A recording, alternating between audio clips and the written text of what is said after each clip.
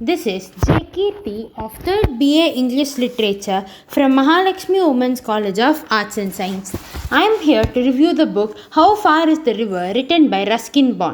There is a story about a young boy's irresistible desire for the sight of the river.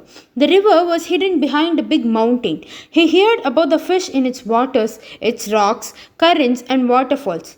He wished to touch the water and know it personally. He was 12 years old with sturdy physique, untidy black hair, and shining black eyes. His skin was clear brown, and his hands and feet were rough and scratched. Since he liked to feel the warmth of the earth, he was usually barefooted. One day his parents went to visit the relatives and they would be back only in the evening. Thus the boy decided to use the opportunity to carry on in his quest of the river.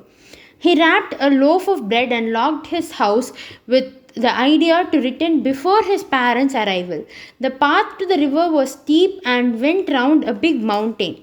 On this venture, he saw a woodcutter's milkman and mule drivers. When he inquired the woodcutter how far the river was, he replied that it was 7 miles away and it would take 3 hours to reach. He also cautioned him, saying that it was getting dark and their road was not an easy road. The boy walked fast and at times ran at the way steep.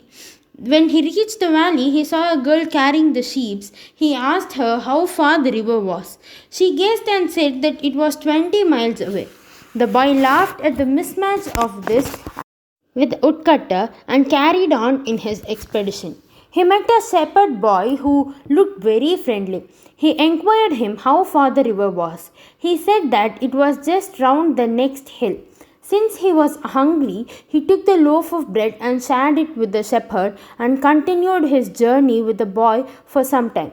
Later, he was alone and he felt tired, and his house seemed too far. He found a great silence. There was no sign of presence of human beings. He walked ahead and not willing to return without seeing the river. Suddenly, he heard the roaring of the river at the sharp bend. He found the river at last. He ran towards it and stood ankle deep in it. Thus, his great desire to see and feel the river was fulfilled. I hope you all liked this video. Thank you for watching.